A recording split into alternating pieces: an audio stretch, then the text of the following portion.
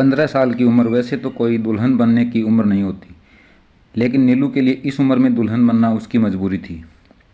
कुछ माँ की गरीबी और बचपन में ही पिता का साया सिर से उठ जाने की मजबूरी। वो जब 9वीं कक्षा में थी तब एक दिन स्कूल से घर आने पर उसे पता चला कि उसकी शादी होने वाली है।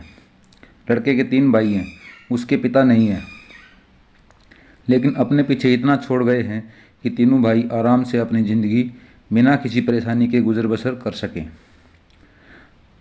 अनिल घर का बड़ा बेटा था, इसलिए पिता के ना रहने पर सारी जिम्मेदारी उसी के कंधे पर थी। माँ की बड़ी इच्छा थी कि मरने से पहले वो अपनी बड़ी बहू को देख ले। मौत का क्या भरोसा कब अपने पास बुला ले। जैसे जैसे नीलू बड़ी हो रही थी, उसकी माँ की चिंता बढ़ती जा रही थी। अभी तक तो उसने अपनी बेटी को दुनिया की गंदी नज़रों से बचाए रखा था, लेकिन कब तक। वो यही सोचती थी कि कोई अच्छा घर वर मिल जाए तो वह नीलू के हाथ भी लेकर अपनी जिम्मेदारियों से मुक्त हो जाए।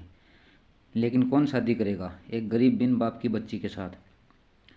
बस दिन रात इसी चिंता से घुली जा रही थी। वो तो भला हो उसकी पड़ोसन जानकी का, जो भगवान से दिखा आकर उसकी बेटी का ब्याह बिना किसी दहेज के अपने रिश्तेदारी में तय करवा दिया।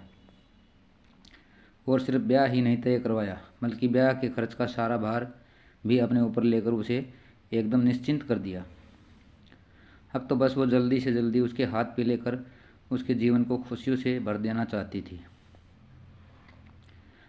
लड़का नीलू से 8 साल बड़ा था, लेकिन नीलू की माँ को कोई परहेज नहीं था। उन्हें पता था कि अच्छे रिश्ते बड़े भाग्य से मिला करते हैं।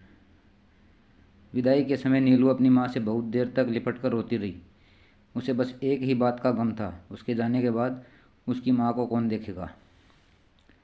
एकदम अकेली पड़ जाएगी। फिर जानकी मौसी ने उसे समझाया कि तू क्यों चिंता करती है, हम सब हैं ना। तू तो बस अपनी आने वाली ज़िंदगी की सोच और अपने ससुराल वालों की चिंता कर। अब से वही तेरा अपना घर है, बड़ी बहू बनकर जा रही हो तुम वहाँ। अपनी जिम्मेदारियों को अच्छी तरह से निभाना, अपनी सास को भी कभी शिकायत का मौका मत देना। और वैसे भी कौन सी लड़की होगी जो बिन ब्याही अपने पीहर बैठी अच्छी लगती होगी। लड़की को एक ना एक दिन तो दूसरों के घर जाना ही पड़ता है। बड़े ही अरमानों से नीलू अपने नए घर में कदम रखा। सास अपनी सुंदर सी बहू को देखकर निहाल हुई जा रही थी। मुंह दिखाई की रस्म के बाद उन्होंने ना जाने कितनी ही बार नीलू की नज़र उतारी होगी। नीलू को आए 1 हफ्ता बीत चुका था, लेकिन अभी तक अनिक ने नीलू की सूरत नहीं देखी थी। उसकी माँ ने उसे नीलू से दूर रहने की सख्त हिदायत जो दी थी। बहू देखने की ललक में वो नीलू को अपने बेटे के लिए ब्याह तो लाई, मगर वो जानती थी कि नीलू अभी गृहस्थ जीवन की शुरुआत करने के लिए अपरिपक्व है। इसलिए वो नीलू को अपने कमरे में अपने पास ही रखती थी। अनिक अपनी माँ के इस फैसले पर कभी कभी भूत खींच जाया करता था। ये माँ भी न, जब नीलू को हमसे दूर ही रखना था तो नाहक ही हमारा ब्याह करवाया, और अगर करवाया भी तो इतनी छोटी लड़की से। क्या उन्हें पहले से नीलू की उम्र पता नहीं थी। चलो दूर रखने का कारण तो समझ में आता है, लेकिन अब ये क्या बात हुई कि अपनी ही पत्नी की सूरत भी नहीं देख सकते। अनिक जब भी वो उसके घुंघरुओं की आवाज़ सुनता, उसका मन उसकी एक झलक पाने को बेताब हो उठता, लेकिन माँ के आगे बेबस हो जाता। नीलू बस खाना परोस आती थी उसे, वो भी अपनी सास की उपस्थिति में, और घूंघट डालकर। उसके दोनों देवर यूँ तो उससे उम्र में बड़े थे, लेकिन वो उनसे एक माँ की तरह व्यवहार करती थी। उसके दोनों देवर भी उसे माँ का ही दर्जा देते थे और उसकी उतनी ही इज्जत करते थे जितनी अपने माँ की। सास तो अपने पास पड़ोस और रिश्तेदारों से नीलू की सुदृढ़ता, उसकी सरलता और उसके गुणों का बखान ही करते नहीं थकती थी। उनकी माँ ने तो नीलू खरास होना थी। उसकी उम्र भले ही कम थी, लेकिन समझदारी और परिपक्वता ऐसी कि बड़ों को भी पीछे छोड़ दे। एक दिन अनिक घर आता है तो माँ को घर पर ना देख भाइयों से पूछता है। पता चलता है माँ पड़ोस में भगवान की कथा सुनने गई है। उसे तो जैसे मुँह मांगी मुराद मिल गई हो। बस फिर क्या था, पहुँच गया वह रसोई घर में। उसे देखकर नीलू अपना घूंघट निकालने लगती है। तभी अनिक उसका हाथ पकड़ लेता है और जैसे ही उसकी नज़र उसकी सूरत पर पड़ती है, कुछ पल के लिए वो अपनी पलकें झपकाना ही भूल जाता है। बड़ी मुश्किल से होश संभाल कर वो उससे कहता है, दूसरों के मुंह से तुम्हारी जितनी तारीफ सुन रखी थी, तुम तो उससे भी ज़्यादा सुंदर हो। बताओ भला, मेरी इतनी सुंदर दुल्हन को हमारी माँ ने हमसे ही छुपा कर रखा है। इतना सुनकर नीलू बस शर्मा कर रह जाती है। इतने में उसके कानों में माँ की आवाज़ सुनाई पड़ती है। घबराकर वो उससे माँ को कुछ भी ना बताने की गुजारिश कर तेजी के साथ रसोई घर से बाहर निकल जाता है। उसकी माँ ने उसे बाहर निकलते देख लिया था, लेकिन उन्होंने ना किसी से कुछ कहा और ना ही किसी को कुछ जताया। बस मन ही मन एक फ़ैसला ले लिया। वो फैसला था नीलू को 3 साल के लिए उसके मायके भेजने का। दूसरे दिन ही उसे उसके पीहर भेजने की तैयारी होने लगती है। अनिक को पता चलता है तो उसे बिल्कुल भी अच्छा नहीं लगता। ये सब सुनकर उसका मन दुखी हो जाता है। भले ही वो उसके नज़दीक नहीं जा पाता था, लेकिन उसे देख तो लेता था, घूंघट में ही सही। उसके पायल के घुंघरुओं की छनकती आवाज़ सुनकर, उसके कलाई की रंग बिरंगी चूड़ियों की खनकार सुनकर, अपने आसपास उसके होने के एहसास को कम से कम जी तो लेता था। इन्हीं बातों से उसका मन उदास हो उठा था, लेकिन माँ के आगे वो कुछ बोल नहीं सकता था। भरी आंख से उसे छुप कर जाते हुए तब तक देखता रहा जब तक उसका भाई उसे लेकर उसकी आंखों से ओझल नहीं हो गया। ऐसा नहीं था कि नीलू को दुख नहीं था। जाते समय उसकी कातर निगाहें घूंघट की आड़ से जिसे ढूंढने की कोशिश कर रही थी, उसे क्या खबर थी कि वो उससे छुपकर उसे ही देख रहा था। नीलू 3 साल के लिए अपने पीहर आ गई। नीलू की माँ अपनी बेटी के मुंह से उसके ससुराल वालों की बड़ाई सुनकर अपनी बेटी के भाग्य पर वारी जा रही थी। ससुराल में मिले अपने जेवर दिखाने लगती है। जानती हो मम्मी, ये कान की बालियाँ हमें उमा मौसी ने दिया था, और ये पायल मोना मामी ने, और ये कान के टॉप्स देख रही हो, ये बड़ी बुआ ने दिया था, और छोटी बुआ ने गोपाल जी की ये मूर्ति दी थी। कह रही थी इन्हें अपने से दूर कभी मत करना, जो भी करना इनका नाम लेकर करना। नीलू की माँ उसकी बातों को बड़े गौर से सुनती जाती है और हूँ हूँ करके मुस्कुराती जाती है। और ये सोने के कड़े हमें माँ जी ने दिए थे। जानती हो, आते समय उन्होंने मुझे 1000 रुपये भी दिए। कह रही थी खुलकर खर्च करना, जरा भी कोताही मत करना, समय पर देवर जी के हाथ रुपये भिजवाते रहेंगे। नीलू की माँ बोली, इतनी समझदार और भली सास बहुत किस्मत से मिलती है। ज़रूर तेरे पूर्व जन्म के कोई पुण्य होंगे जो तुझे इतना अच्छा घर और परिवार मिला। कह के एक बार फिर से वो उसकी नज़र उतार लेती है। नीलू को आए 3 महीने हो चले थे, लेकिन ससुराल की कोई खबर नहीं मिल रही थी। इधर बीते हफ्तों से नीलू का मन बहुत अकुला रहा था। उसे अपने ससुराल की बहुत याद आ रही थी। रह रहकर वो उदास हो जाया करती थी। उसकी मम्मी उसके मन की व्यथा को अच्छे से समझती थी, लेकिन कर भी क्या सकती थी। तभी जानकी मौसी ने नीलू को सिलाई सीखने का सुझाव दिया। 2 घंटे के लिए ही सही, कम से कम इसी बहाने वो थोड़ा व्यस्त तो रहेगी और हाथ में कुछ गुण भी आएंगे। यही सोचकर वहीं पास के ही सिलाई प्रशिक्षण केंद्र में नाम डलवा दिया। एक दिन वो मम्मी के साथ बैठी थी कि तभी दरवाजे पर खटखट हुई। देखते ही दरवाजे पर उसका छोटा वाला देवर खड़ा था। वो उसे देखकर खुश होते हुए कहती है, अरे मम्मी, छोट के देवर जी आए हैं। अरे पगली, उन्हें भीतर भी आने देगी या दरवाजे पर ही खड़ा रखेगी। उसने उन दोनों के पैर छुए और वहीं पास खड़ी एक चारपाई पर बैठ गया। अरे जा नीलू, छोट के बबुआ के लिए चाय पानी का इंतज़ाम तो कर। हाँ मम्मी, जाते हैं ना। नीलू जब से आई है आप लोगों का नाम इसकी ज़ुबान पर हरदम रहता है।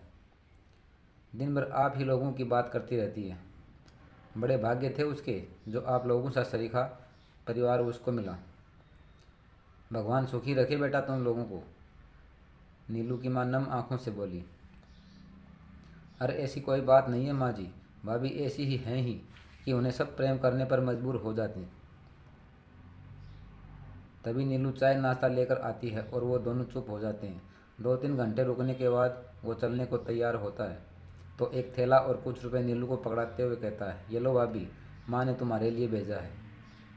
अरे इसकी क्या ज़रूरत थी देवर जी, हम तो कह रहे थे कि 1-2 दिन रुक जाते तो बढ़िया था। अरे नहीं भाभी, परीक्षा सिर पर है तो पढ़ाई करना भी ज़रूरी है, वरना ज़रूर रुक जाते। लेकिन अगली बार आएंगे तो पक्का रुकेंगे, कहकर उनके पैर छूता है और निकल जाता है। नीलू दरवाजे पर उसे पीछे से जाते हुए तब तक देखती रहती है जब तक वो आंखों से ओझल नहीं हो जाता। वो अंदर आती है तो उसे थैले का ध्यान आता है। वो उत्सुकता में थैला खोलती है तो उसमें नीलू के लिए 2 साड़ियाँ, कुछ मिठाई और फल थे। तभी उसमें से एक पत्थर निकलकर ज़मीन पर गिर जाता है। नीलू पत्थर उठाती है, खोलती है तो उसमें अनिक का नाम लिखा होता है। अनिक का नाम देखते ही उसका कलेजा जोरों से धड़कने लगता है। नीलू अपनी मम्मी को साड़ी दिखा रही थी, लेकिन उसका ध्यान उस पत्थर पर ही अटका था। रात गहराने लगती है। मम्मी को दिखाने के लिए नीलू भी आंख मूंद कर पड़ी रहती है। जब उसकी मम्मी गहरी नींद में सो जाती है तो धीरे से उठकर अपना बक्सा खोलती है, उसमें से पत्थर निकालती है और इस डर से कहीं मम्मी उठ न जाए वो पत्थर लेकर रसोई घर में चली जाती है। पत्थर को खोलते ही उसके दिल की दुखदुखी एक बार फिर बढ़ जाती है। खुद को बड़ी मुश्किल से संभालते हुए पढ़ना शुरू करती है। प्रिय नीलू, आशा करते हैं तुम ठीक होगी। हम तुम्हारे लिए भगवान से तुम्हारी खुशी की दुआ करते हैं। जिस दिन से तुमने हमारे आंगन में पांव रखा था, उसी दिन से तुमने हमारे दिल पर कब्जा कर लिया। तुम्हारे पायल के घुंघरूओं की आवाज़ सुनकर तुम्हारी एक झलक पाने को मन व्याकुल हो उठता था। बड़ी मुश्किल से दिल को संभाल पाते थे। कभी कभी तो मम्मी पर खींच भी जाते थे। क्या ज़रूरत थी उन्हें हमारा ब्याह करने की, जब उन्हें तुमसे हमें दूर ही रखना था। लेकिन मम्मी की मर्जी जान दिल को समझा लेते थे।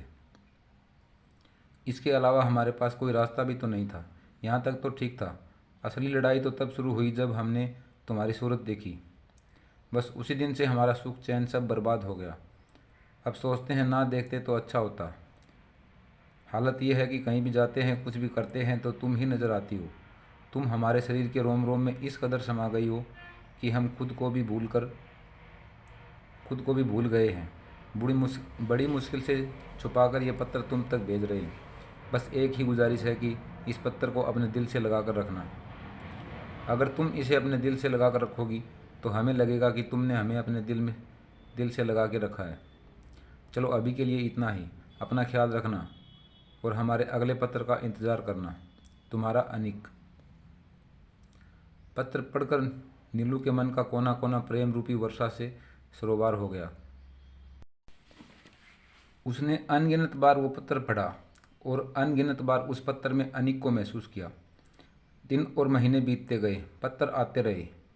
वो अपने अनिक के प्यार में पूरी तरह से भीगती रही।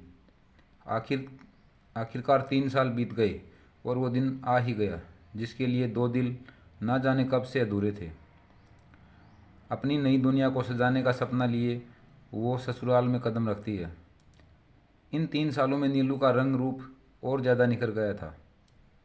अनिक नीलू का साथ पाकर एक दूसरी ही दुनिया में पहुंच चुका था, जहां चारों तरफ केवल प्रेम ही प्रेम था और उस प्रेम की एकमात्र साक्षी नीलू, जिसका आलिंगन पाने से उसका जीवन मानो धन्य सा हो गया था।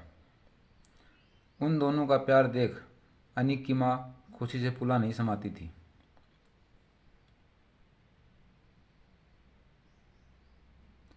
देखते देखते 6 महीने कब बीत जाते हैं पता ही नहीं चलता।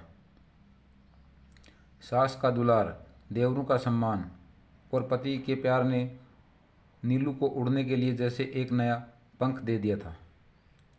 उसे लगता था कि ये वक्त यहीं ठहर जाए और वो इस वक्त को जीती चली जाए। अनिक का इतना प्यार देख कभी कभी तो नीलू डर जाया करती थी। उसने कितनों को ही शादी के कुछ सालों बाद बदलते देखा और सुना था। एक घटना तो उसके पड़ोस में रह रही जिया जीजी की ही थी। पहले पहल तो उनका पति उनसे बहुत ही प्यार करता, लेकिन समय के साथ उसका प्यार रिया जीजी के लिए कम होता चला गया। हद तो तब हो गई जब उसने उन पर हाथ उठाना भी शुरू कर दिया और फिर तो ये उसका रोज़ का ही डर्रा हो गया। हर रोज़ कोई न कोई कमी वो रिया जीजी में निकाल ही दिया करता था और उन्हें मारने का एक भी मौका हाथ से जाने ना देता था। नीलू जब से ये सब सोचती तो रिया जीजी का मासूम चेहरा उसकी आंखों में तैर जाता और वो डर जाती। दिन रात वो बस यही प्रार्थना करती कि हे प्रभु, इनके दिल में हमारे लिए प्यार हमेशा ऐसे ही बनाए रखना। समय धीरे धीरे बीत रहा था। सब कुछ ठीक ठाक चल रहा था। अनिक की माँ को भी लगता था कि अब नीलू के माँ बनने में कोई हर्ज नहीं है। उन्होंने इस दौरान कई बार नीलू से इस बारे में खुलकर बात भी की। क्या बहू, अब हमें दादी बनाने का सुख कब दे रही हो? उनकी बातों को सुन नीलू बस शर्मा कर रह जाती। समय पंख लगाकर अपनी गति से उड़ता जा रहा था। कहते हैं बुरा वक्त जल्दी नहीं कटता और अच्छा वक्त कब बीत जाता है पता ही नहीं चलता। बस यही नीलू के साथ भी था। देखते देखते कब 6 साल बीत जाते हैं उसे पता ही नहीं चलता। लेकिन उसे क्या खबर थी कि आने वाला वक्त उसकी किस्मत में कुछ और ही लिख कर बैठा है। इन सालों में ना अनिक बदला था, ना ही वो बदली थी, और ना ही उनका प्रेम। अगर कुछ बदला था तो बस लोगों के देखने और समझने का नज़रिया। जितनी मुँह उतनी बातें, और इन सब से नीलू की सास भी अछूती ना रह सकी। कल तक जो सास उसके गुणों का बखान करते नहीं थकती थी, आज उसी सास की आंखों में वो खटकने लगी थी। और वजह थी उसका अभी तक मां न बन पाना। अनिक को इन सब बातों से कोई फर्क नहीं पड़ता था। वो जानता था अभी नीलू की उम्र ही क्या है। माँ ना है कि इतना परेशान हो रही है। माँ के बहुत जोर लगाने पर वो उसे डॉक्टर के पास ले गया। डॉक्टर ने सारा चेकअप करने के बाद कहा था कि देखिए, घबराने की कोई बात नहीं है, सब कुछ नॉर्मल है। कभी कभी ऐसा होता है कि लड़कियां माँ बनने में थोड़ा समय लेती हैं। आप नीलू को थोड़ा समय दीजिए, वो माँ ज़रूर बनेगी। अनिक की माँ ने भी सोचा, चलो जैसे इतने दिन इंतज़ार किया, 1-2 साल और सही। और इस बीच ऐसा कोई उपाय नहीं बचा था जिसे अनिक की माँ ने आजमाया ना हो। ओझा पंडितों को दिखाना, मंदिर में जाकर मनौती मानना, हवन पूजन करवाना, ये सब कुछ करके उन्होंने देख लिया, लेकिन कोई उपाय काम नहीं आ रहा था। धीरे धीरे 7 साल गुजर गए। आखिर वो भी कब तक इंतज़ार करती। और उन्होंने अनिक की मर्जी जाने बिना उसका ब्याह भी तय कर दिया। लेकिन इस बारे में जैसे ही अनिक को पता चला, उसने दूसरा ब्याह करने से साफ इनकार कर दिया। अनिक की माँ ने सोचा, बहू से बात करनी होगी। वो नीलू को समझाने के इरादे से उसके पास जाती है। देखो बहू, तुम्हारे अंदर कोई कमी नहीं है। हम जानते हैं कि तुम एक अच्छी बहू होने के साथ एक अच्छी जीवन संगिनी और एक अच्छी भाभी भी हो। ये तो हमारा कोई पुण्य प्रताप रहा होगा जो तुम हमारी बहू बनकर इस घर में आई। लेकिन शादी ब्याह केवल पति पत्नी या सास बहू के रिश्ते तक सीमित नहीं होता। एक गृहस्थ जीवन तभी सार्थक माना जाता है जब एक औरत अपने पति को बाप बनने और अपने ससुराल को उनका वंश आगे बढ़ाने का सुख दे सके। अभी तक तो हम सोच रहे थे देर सवेर हो सकता है कि तुम हमारी इच्छा पूरी कर दो, लेकिन 10 साल बीतने को हैं, अभी तक ना जाने भगवान कहाँ रूठे बैठे हैं। देखो, हम तुम्हारा दुख समझते हैं, लेकिन क्या करें, हमारी भी मजबूरी है। हम नहीं चाहते कि हमारे अनिक को कोई बिन औलाद का कहे, और हमें पता है कि तुम भी ये नहीं चाहती होगी। अब हमारी बात तो अनिक सुन नहीं रहा, लेकिन हमें विश्वास है कि तुम उसे ज़रूर मना लोगी। वो तुमसे इतना प्रेम करता है कि तुम्हारी बात टाल ही नहीं सकता। उसे उसके दूसरे ब्याह के लिए राज़ी कर लो। बड़ा उपकार होगा तुम्हारा हम पर। देखो, हम तुम्हारे हाथ जोड़ते हैं। ये आप क्या कर रही हैं माँ जी? आपको हमें हाथ जोड़ने की कोई ज़रूरत नहीं है। हम बात करेंगे इनसे। जुग जुग जियो बहू, नीलू ने अपनी सास से कह तो दिया, लेकिन ये वही जानती थी कि जिसे उसकी सास ने इतनी आसानी से कह दिया, वो उसके लिए मौत को गले लगाने से कम नहीं था। उसकी आंखों से आंसुओं की धारा फूट निकली। उसे कुछ समझ नहीं आ रहा था वो करे तो क्या करे। और तभी उसे अपनी बुआ सास की वो बात याद आती है जो उन्होंने उसे गोपाल जी की मूर्ति देते हुए उससे कही थी, जब कोई रास्ता नज़र ना आए तो इनको पुकारना, ये ज़रूर कोई ना कोई मार्ग दिखाएंगे। वो गोपाल जी की मूर्ति हाथ में लेती है और उनसे शिकायत भरे लहजे में कहती है, ये हमें किन दोराहों पर लाकर खड़ा कर दिया प्रभु। अब आप ही बताओ हम क्या करें। कौन पत्नी अपने मुंह से अपने ही पति से उसके दूसरे ब्याह की बात करेगी, और वो भी ऐसे पति से जो उसे इतना चाहता हो। आपने हमें औरत तो बनाया, लेकिन पूरी औरत बनाना भूल गए। माँ बनने के बाद ही एक स्त्री पूर्ण होती है। प्रभु, हमने आज तक आपसे कुछ नहीं मांगा, जैसे इतना दिया वैसे ही एक कृपा और कर दो प्रभु, या तो हमारी झोली ममता से भर दो या तो हमें मौत दे दो, कहकर नीलू फूट फूट कर रोने लगती है। उसी समय अनिक के आने की आड़ सुनकर वो रोना बंद कर अपने आंसुओं को जल्दी जल्दी पोंछने लगती है। अनिक कहता है, तुम रो रही हो नीलू, क्या हम जान सकते हैं तुम्हारी इन खूबसूरत आंखों में ये आंसुओं का सैलाब क्यों? नीलू बोली, आपको क्या लगता है हमें पता नहीं है कि अंदर ही अंदर आपको पिता ना बनने का दुख कितना सताता होगा? कितनी अभागन हूँ मैं जो आपको एक पिता बनने का सुख भी ना दे पाई। किसने कहा तुम अभागन हो? तुम तो वो दिया हो जिसके प्रकाश से हमारा जीवन प्रकाशित है। कहने और होने में फ़र्क होता है। अच्छा, एक बात पूछे हम आपसे? पूछो। आप हमसे प्यार तो करते हैं ना? क्या इस बात के लिए भी तुम्हें हम पर शंका है? जी, शंका नहीं, डर है। कैसा डर? अगर हम आपसे कुछ मांगें तो आप इनकार ना कर दें। ये भी कोई कहने वाली बात है नीलू? हमारा सब कुछ तुम्हारा ही तो है। नहीं, पहले आप वादा करिए कि हम जो मांगेंगे आप देंगे। अगर हमारे बस में रहा तो ज़रूर देंगे। हम चाहते हैं कि आप दूसरा ब्याह कर लो। ये तुम क्या कह रही हो नीलू? हम ऐसा हरगिज़ नहीं कर सकते। क्यों नहीं कर सकते? आखिर हमने आपको आज तक दुख के सिवाय दिया ही क्या है? तुम्हें बाप बनने का गौरव नहीं दे पाई। अनिक ने नीलू की बात को बीच में काटते हुए कहा, हमें इससे कोई फ़र्क नहीं पड़ता। आपको नहीं पड़ता होगा लेकिन हमें पड़ता है, इसलिए हम चाहते हैं कि आप दूसरा ब्याह कर लो। अपने लिए ना सही, इस परिवार के लिए, माँ जी के लिए, हमारे लिए तुम ऐसा सोच भी कैसे सकती हो कि हम तुम्हारे अलावा किसी और को अपनी ज़िंदगी में लाने के बारे में सोच भी सकते हैं?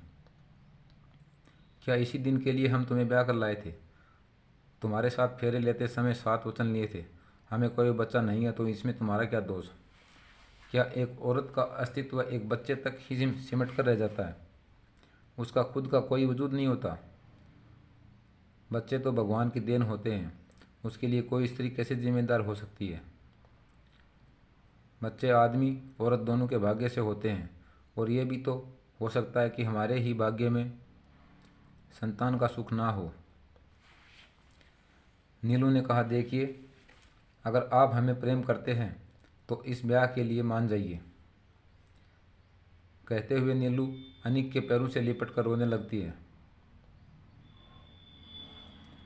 ठीक है, अगर तुम्हारी यही मर्जी है तो हम करेंगे दूसरा ब्याह, लेकिन इतना बता दे रहे हैं कि वो हमारे दिल में तुम्हारी जगह कभी नहीं ले पाएगी।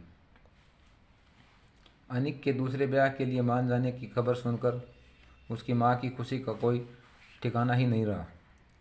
वह पहुँच गई नीलू के पास और बोली, हम बता नहीं सकते कि हम कितने खुश हैं। बहू, तुमने जो किया वो कोई भी औरत शायद ही करना चाहेगी। इसके लिए हम जिंदगी भर तुम्हारा एहसान मानते रहेंगे। इतना बड़ा त्याग करने का फैसला लेकर तुम्हारा कद हमारी नज़र में ऊंचा हो गया। देखो बहू, अनिक की दूसरी लुगाई भले ही आ रही हो, लेकिन इस घर की बड़ी बहू तो हमेशा तुम ही रहोगी। तुम्हें मान सम्मान, अधिकार और प्रेम देने में हम ज़रा भी फ़र्क नहीं आने देंगे। तुम्हारे साथ यह अन्याय हम करना तो नहीं चाहते थे, लेकिन क्या करें। घर में ब्याह की तैयारियां शुरू हो चुकी थी, लेकिन उदास मन के साथ जब से अनिक ने ब्याह की स्वीकृति दी थी, तभी से नीलू उससे कुछ दूर दूर रहने लगी थी। अनिक जब भी उसके करीब जाने की कोशिश करता, वो काम का बहाना बना कमरे से चली जाती थी। अनिक सब समझता था कि वो क्यों ऐसा कर रही है, लेकिन कुछ बोलता नहीं था। शायद वो जानता था कि अब हालात पहले से बहुत अलग हो चुके थे। नीलू दिख तो ऐसे रही थी कि अनिक के दूसरे ब्याह का उसे कोई मलाल नहीं, लेकिन अंदर ही अंदर टूटती जा रही थी। जैसे जैसे ब्याह के दिन नज़दीक आ रहे थे, नीलू की बेचैनी बढ़ती जा रही थी। वो दिन भी आ गया जब दूसरी बार अनिक दूल्हा बनने जा रहा था। नीलू से अनिक का ये रूप शायद देखा न जाता, इसलिए सुबह से ही उसने अपने आप को कमरे में बंद कर लिया था। बहू बहू, सास की आवाज़ सुन उसने किवाड़ खोला। अरे बहू, तुम यहाँ बैठी हो और हम तुम्हें कहाँ कहाँ नहीं ढूंढ लिए। चलो बाहर, औरतें तुम्हें पूछ रही हैं। माँ जी, तबीयत थोड़ी ठीक नहीं लग रही, इसलिए हम थोड़ा आराम करना चाहते हैं। कहते कहते नीलू को चक्कर आ जाता है। अरे अरे, तुम्हारी तबीयत तो सच में ठीक नहीं है, तुम आराम करो, हम अभी डॉक्टर को बुलवाते हैं। कहते हुए उसे पकड़कर बिस्तर तक ले जाती है। बाहर आती है और अपने छोटे बेटे को डॉक्टर बुलवाने भेजती है। उसकी तबीयत का सुन अनिक परेशान हो गया था। उनमें से किसी ने पूछा, अरे कुछ नहीं, ब्याह वाला घर है, काम की अधिकता की वजह से ऐसा हुआ होगा। एक बात तो है अनिक की माँ, तुम्हारी ये बहू तो सोना है, देखो दूसरी कैसी आती है। इतने में डॉक्टर आ जाती है, चेक करके बाहर निकलती है। देखिए, घबराने वाली बात नहीं है, ये पेट से है, इस हाल में ऐसा होना लाजमी है। क्या कह रही हैं डॉक्टर साहिबा, एक बार फिर से तो कहिए। जी, आपकी पत्नी माँ बनने वाली है। नीलू के माँ बनने की खबर सुन अनिक खुशी से पागल हो जाता है। सुन रही हो माँ, हमारी नीलू माँ बनने वाली है। चारों तरफ खुशी की लहर दौड़ जाती है। एक औरत के लिए इससे बड़ा दुख और क्या हो सकता है कि वो अपने जीते जी अपने पति को अपनी आंखों के सामने किसी और का होते हुए देखे। अनिक की माँ रोते हुए बोली, इसका त्याग देख शायद भगवान से भी रहा नहीं गया। अब जिस वजह से अनिक का दूसरा ब्याह हो रहा था, जब वो वजह ही ख़त्म हो गई, तो अब हमें बारात को रोक देना चाहिए और लड़की वालों को यह सब सच बता देना चाहिए। एक बार फिर खुशियों ने नीलू के जीवन को निहाल कर दिया था। जब लड़की वालों से बात की गई तो वह नाराज़ हो गए, क्योंकि शादी की सारी तैयारियां पूरी हो चुकी थी। अनिक की माँ ने कहा, यदि आपको कोई एतराज़ न हो और लड़की हाँ कर दे तो हम अपने दूसरे बेटे के साथ शादी करवाने के लिए तैयार हैं। दोनों पक्ष बैठकर बातचीत करते हैं। लड़की को भी कोई आपत्ति नहीं थी। फिर सब लोग खुशी खुशी बारात ले जाने की तैयारियों में जुट जाते हैं। नीलू अनिक के कंधों पर सिर रखकर आंखें मूंद लेती है। क्या हुआ मुन्ने की माँ, क्या सोच रही हो? जी, आपके मुंह से ये शब्द सुनने के लिए मेरे कान तरस गए थे। अब जाके मेरे कानों को सुकून और दिल को आराम मिला है। अब लग रहा है कि हाँ, हम औरत हैं, एक संपूर्ण औरत। अच्छा, लेकिन हम तो तुम्हें एक संपूर्ण औरत ही समझते थे, अनिक शरारती अंदाज में कहता है। दोनों खिलखिलाकर हंस देते हैं। तो दोस्तों, बस इतनी सी थी ये कहानी। उम्मीद है आप सभी को पसंद आई होगी, और हाँ, पसंद आई हो तो लाइक, शेयर और सब्सक्राइब करना ना भूलें। धन्यवाद।